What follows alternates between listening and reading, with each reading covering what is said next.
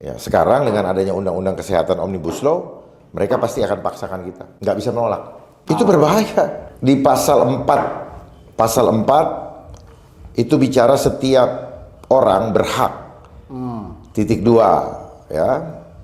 Ayat 1, ada 1 A, B, C, D, E, F, G, H, sekian poin. Oke. Di sini boleh. Nah, begitu ayat keduanya, ayat 1, huruf ini tidak berlaku pada masa begini gitu loh. Jadi sama aja dianulir lagi. Jadi pada prinsipnya tidak boleh. Ya. Undang-undang ini adalah undang-undang yang mencabut semua hak hidup kita. Oleh sebab itu saya selalu mengatakan bahwa undang-undang ini adalah undang-undang kesehatan Omnibus Law adalah undang-undang kejahatan kemanusiaan yang mencabut otoritas Tuhan di dalam hidup kita. Kita tidak berhak apa-apa kalau sudah itu menjadi program. Itu Undang-Undang Nomor 17 Tahun 2023. Konkretnya dalam kesehatan apa? Jadi itu kalau di program vaksin nggak boleh nolak, itu konkretnya. Oke. Dan sekarang lagi marak dengan berbagai macam alasan. Undang-Undang Kesehatan Omnibus Law. Makanya banyak sekali orang yang tidak peduli ini. Gitu. Makanya sekarang kita lihat lagi di Jakarta saja sudah mulai diramaikan dengan sebutan Monkeypox. Mereka selalu bermain dengan televisi. Siap. Ya, jumlahnya dari mulai 12, sekarang 22. Yang berbicara itu namanya Ibu Siti Nadia Tarmizi, Direktur Pencegahan Penyakit Menular ya, dari Departemen Kementerian Kesehatan. Terus kemudian diamini oleh Gubernur, pejabat Gubernur DKI, Bapak Heru. Dan herannya, dan saya perhatikan, selalu mulai dari Jakarta. Oh ya. Ya, mereka membuat penelitian sendiri gitu. Kok bisa ya? Dulu COVID kan awal Jakarta juga Jakarta kan? juga, karena kan yang nyetel dari Jakarta. Kok virus bisa tahu ya? Oh ini ibu kota harus diawali dari sini Ya, gitu. enggak, gampang ngompakinnya. Gitu ya? Ya. Ya. Jadi saya pesan kepada Ibu Siti Nadia Tarmizi, jangan nakut-nakutin rakyat ya. Kalau memang termasuk Bapak pejabat Gubernur Pak Heru, ya, kalau memang ingin meliterasi rakyat, kalau perlu ajak saya untuk meneliti bersama, supaya saya bisa pastikan seperti apa yang disebut cacar monyet, monkeypox itu. Oke. Ya, karena saya bisa tahu kebenarannya, supaya rakyat tidak ragu-ragu. Ya, jangan bermain proyek, ya.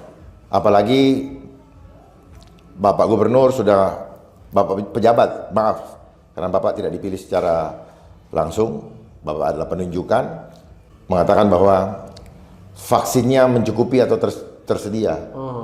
Itu menjadi pertanyaan juga buat saya.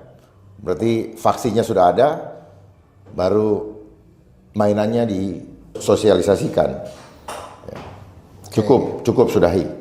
Jangan menakut-nakuti rakyat. Saya mengerti semua permainan ini. Gitu. Jadi setiap ada ini, lihat ke depan, ada yang mau dituju. Ada yang mau dituju. Taruhan sama Setiap saya. Ada gonjang-ganjing. Gonjang-ganjing gitu. Ya. Pasti ada udang di balik batu. Oke. Begitu juga. Berarti gonjang-ganjing itu by design. Berarti. Apapun gonjang-ganjing. Apa yang ada di dunia ini yang nggak by design? Ekonomi aja by design kok. Oke. Berarti bukan mengalir. Nggak ada yang mengalir.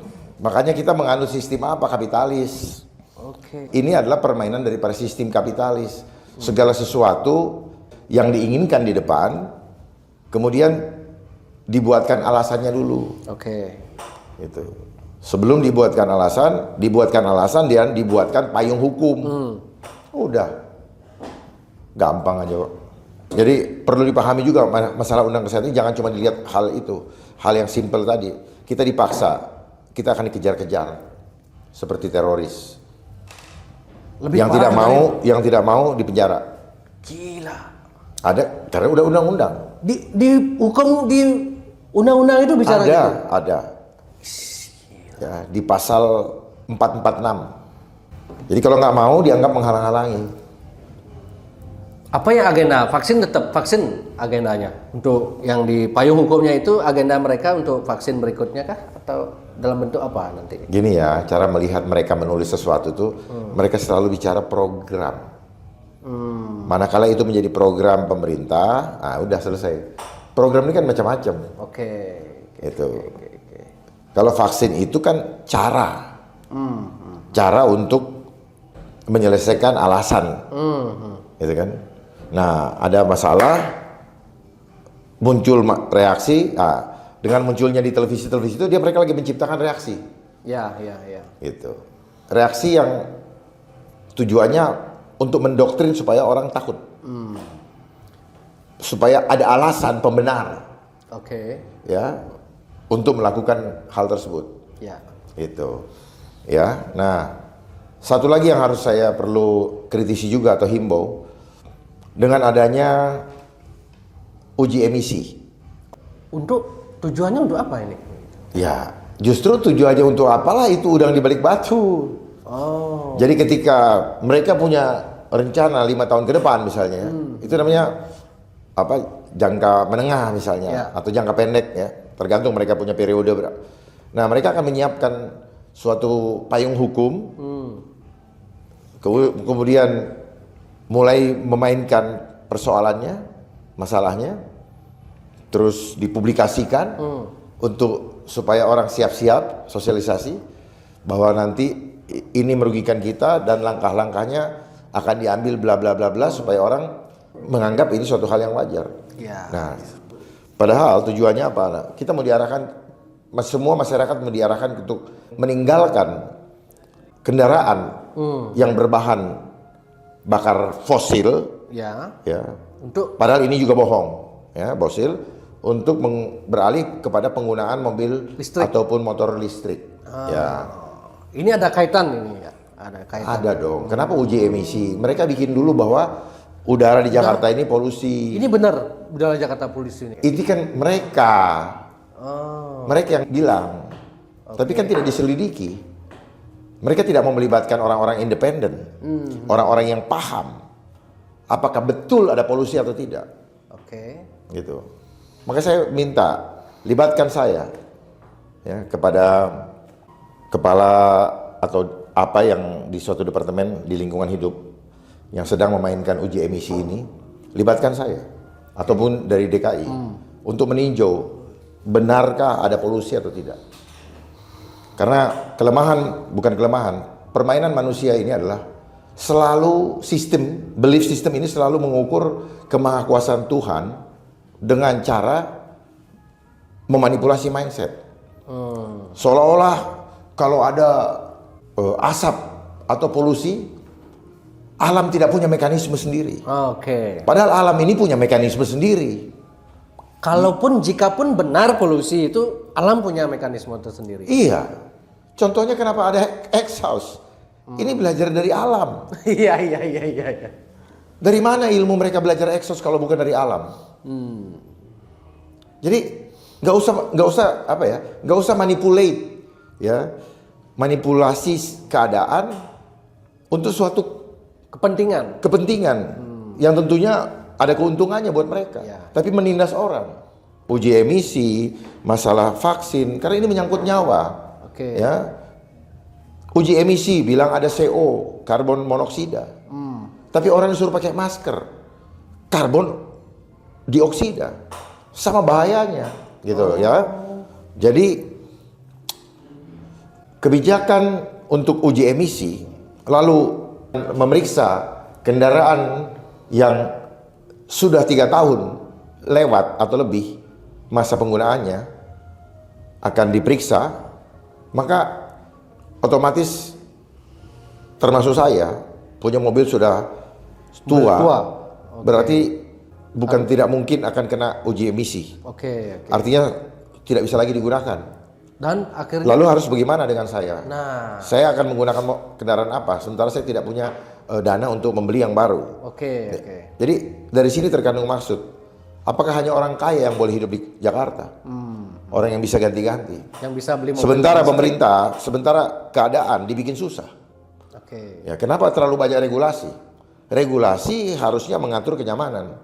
Tapi yang ini lain. Karena saya tahu bahwa persoalan yang ada di bangsa ini, termasuk yang di Jakarta, ini bukan hasil pemikiran Bapak Gubernur juga. Ini adalah program global. Jadi mereka-mereka ini hanya operator Operatornya. yang memainkan regulasi itu. Termasuk pembatasan penggunaan air bersih, air yang dari tanah. Harus pakai izin. Harus izin. Itu aturan itu sudah disiapkan sebenarnya dari tahun 2020. Tapi kan ada limitnya, Dari Jenderal. biarin, nggak usah pakai ini. Kenapa Ada mereka harus limit? 100 mililiter gitu katanya. Kenapa? Harus 100 liter baru. Udahlah percaya, nanti dari 100 liter jadi 50 liter dari ini. Oh. Jadi pelan-pelan mainnya. Oke. Mereka seperti itu. Oke. Otak dari mana dan hati dari mana? Pasti ada tujuannya. Ya, supaya kita lari kepada PDAM. Padahal air ini tidak akan pernah kering. Ya. Selama Tuhan memberkahi dunia ini. Air, supaya kita lari kepada air aqua, air belanja semua. Duitnya dari mana? Tuhan memberikan hidup kita sudah ada dengan tanah ini. Dan air ini adalah paling utama dalam kehidupan. Saya pernah wawancara dulu waktu jadi wartawan. Wawancara orang yang di ESDM di Bali. Dinas ESDM lah di Bali. Memang kalau keseringan diambil air bawah tanah itu akan menyebabkan... Itu teori mereka.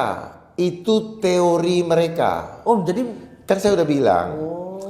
Teori yang kita terima ini untuk mengamini permainan yang akan mereka mainkan. Pelajaran di sekolah adalah teori yang dibuat untuk mengaminkan permainan yang akan mereka kerjakan di depan. Sehingga kalau ada begini, ini begini. Sekali lagi, alam sudah punya mekanismenya. Yang merusak itu juga kita sendiri. berarti yang berita-berita yang dikatakan Jakarta terus Beritanya dari mainstream atau bukan? mainstream Ya kayak. sudah, itu punya mereka semua. Oke.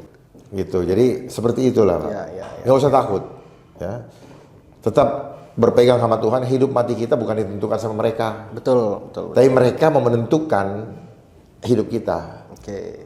Di tangan mereka, termasuk nyawa kita. Jadi ini kaitannya ke sana. Bagi orang yang imannya nggak kuat, pasti langsung goncang. Ya makanya mereka menciptakan juga klaster-klaster masyarakat awam. Nah, siapa pula yang bikin itu? Awam itu klaster yang bisa dibohongin kan kira-kira gitu. Makanya mereka menciptakan masyarakat awam. Jadi semua istilah-istilah yang kita dengar selama ini, lalu kemudian akhirnya kita ucapkan, semua itu istilah-istilah dari mereka yang memainkan permainan ini semua. Contoh misalnya monkey fox. Kenapa monkey fox? Kenapa tidak temukan sendiri bahasanya? Ya. Kok monkey fox? Dari situ ketahuan. Tanpa sadar mereka bocorin. Ini permainan dari asing. Oh, asing. Kenapa relevansinya apa monkey? Loh, kenapa pakai monkey? Kenapa monkey fox? Belum lagi ada penggunaan surat edaran tentang bulan vaksin anak nasional. Bian gitu. Nah, itu di situ ada program vaksin Japanese encephalitis. Nah, itu katanya akibat daripada nyamuk kuleks. Nyamuk kuleks, kuleks saja udah bahasa asing. Oke.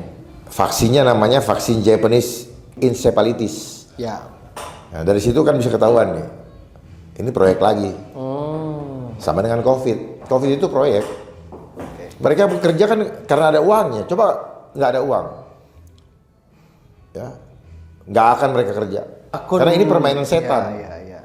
Dinamika kehidupan yang ada, kalau dalam pengetahuan disebut dengan das Sollen, itu akan membuyarkan das Science atau teori ilmu pengetahuan. Karena teori ilmu pengetahuan ini dibuat untuk mendoktrin. Ketika das Sollen terjadi, kita anggap itu mengamini itu sebagai suatu kebenaran. Lalu mereka menciptakan konsep teori seolah-olah ketika seseorang atau memahami permainan daripada das Sollen ini karena tidak sesuai dengan teori yang mereka dapat, akhirnya mereka mengatakan penganut teori konspirasi. Ya. Padahal istilah teori konspirasi juga berasal dari mereka yang membangun teori itu sendiri untuk menciptakan perdebatan. Perdebatan lah. supaya permainannya si pembuat teori itu tidak pernah bisa ditangkap atau dipahami oleh kita-kita yang sudah menjadi korban doktrin dari teori tersebut. Ya. Gitu. Sejak kita sekolah kita sudah didesain. Itu gambaran by desainnya dulu. Sejak sekolah, di mana kita diseragamkan kurikulumnya, paham ya? Kurikulum seragam. Ya.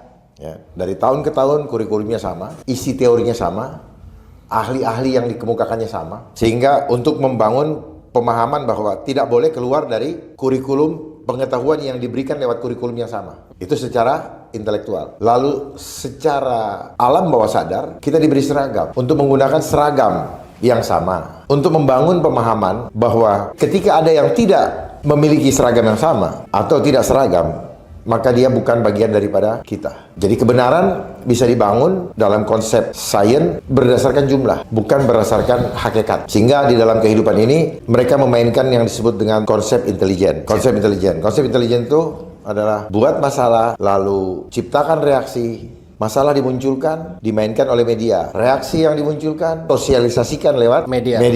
Terkandung makna nanti, ada udang di balik batu, ada sesuatu yang akan mereka berikan di depan, yang menjadi solusi. Sekarang saya coba detailnya, terangkan ya, cara lebih rinci lagi. Ya, saya coba berikan gambaran yang sederhana supaya mudah dimengerti. Ilmu pengetahuan bicara das Science. Lawannya das Sollen. Ini bahasa Jerman tadinya. Setelah itu, ini bicara teori, ini sebenarnya apa? Bukan praktek. Ini dibilang prakteknya. Praktek lapangan. Kenyataan lapangan. Berbeda dengan teori. Padahal praktek lapangan teori. Harusnya teori dituliskan berdasarkan hasil praktek. Tapi yang ada, teori dibikin sendiri, praktek lapangan berjalan lari lain. Nah, praktek lapangan ini adalah konsep cipta kondisi atau disebut dengan konsep intelijen. Ini cipta kondisi, makanya ada bilang chipcon. Nah ini. Di sini dia bermainnya. Sehingga teori ini tidak bisa jalan ketika di lapangan, makanya orang bingung. Sudah sekolah, tetapi tetap disebut masyarakat awam. Kenapa? Karena teori di sekolah ini dibuat bercabang-cabang. Yang jago biologi, dia hanya jago di bidang ini. Yang jago geologi, dia hanya jago bisa bicara geologi. Yang bicara teorologi, ya dia tahunya cuma di situ. Yang bicara sosiologi, dia hanya bicara tahunya di urusan sosial. Yang psikologi, dia hanya tahunya di bidang itu, dan seterusnya. Makanya sengaja dipisah-pisah supaya masing-masing bisa bermain dengan egonya masing-masing.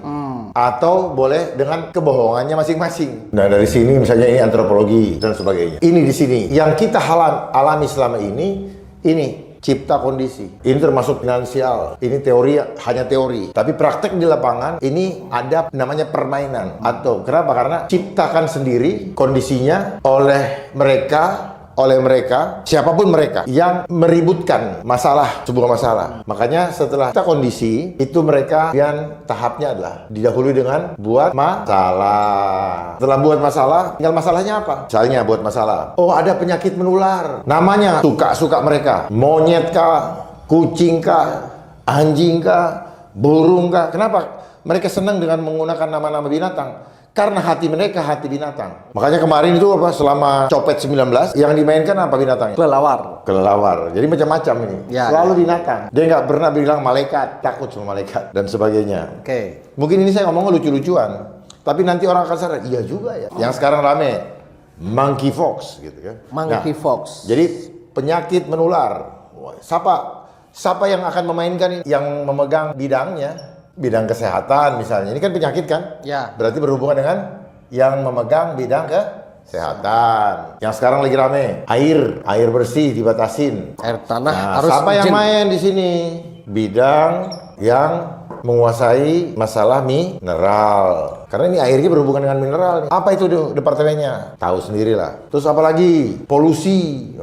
Polusi. Larinya kemana? Makanya sekarang rame-rame mulai kemarin tanggal 1 ada namanya uji emisi. Siapa yang memainkan ini? Bidang lingkungan hidup. Berarti nanti ahli-ahlinya, ahli lingkungan hidup yang akan dipakai, ahli bidang mineral, ahli juga main dengan geologi karena bicara ada air dari tanah, air bersih dari tanah nih. Biologi. Nanti ahli-ahlinya ngomong tuh untuk membenarkan tentang masalah yang mereka ributkan sendiri. Lucu toh? Mereka yang ribut masalah, mereka siapkan ahlinya, seolah-olah bener gitu loh.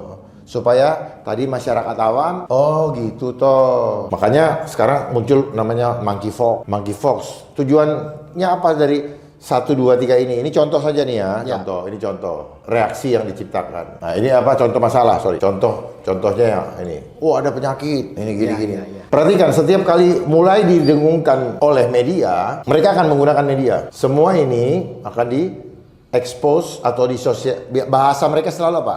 Sosialisasi. Padahal sebenarnya propaganda. Mereka pasti mainkan media.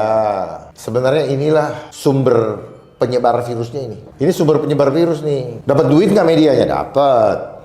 Kalau nggak akan disiarkan. Setelah ini semua mereka rencanakan dengan matang, baru mereka akan ciptakan reaksi. Cipta reaksi yang dikondisikan. Diributinnya di mana? Lewat media.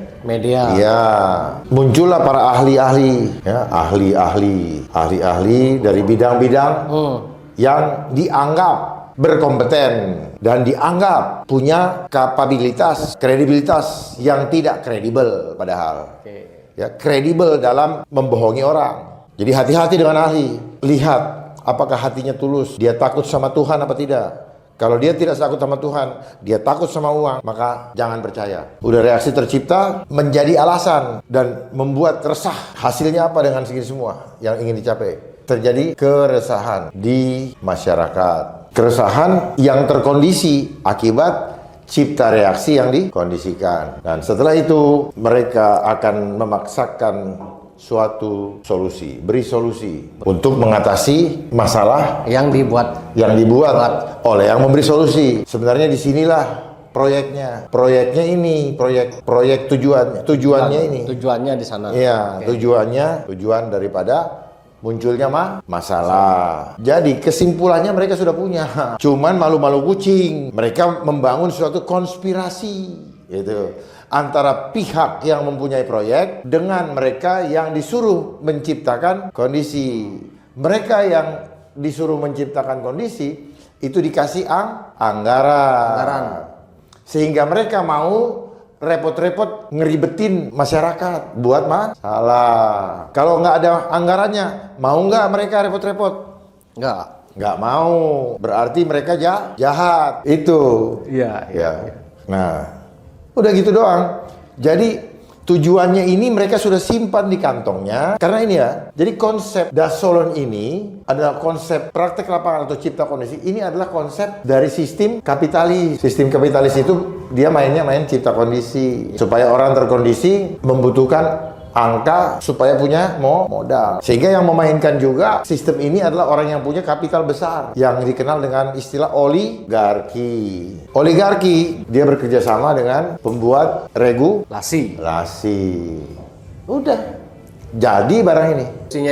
Solusinya udah ada. Solusinya dia udah tahu nih. Sebenarnya solusi ini, dia mau jualan barang ini, cuman biar nggak kentara, biar nggak malu, dia buat dulu tahapan-tahapannya supaya seolah-olah berjalan secara alami, gitu loh. Solusinya ini yang tadi penyakit sudah tahu, maunya ke vaksin. Solusi yang untuk air, ya supaya penggunaan air terkontrol dari satu sumber. Terus kemudian yang itu uji emisi, ya kendaraan listrik. Nah ini yang mereka akan mainkan. Tetapi yang lebih dalam lagi, yang lebih jauh lagi adalah apa?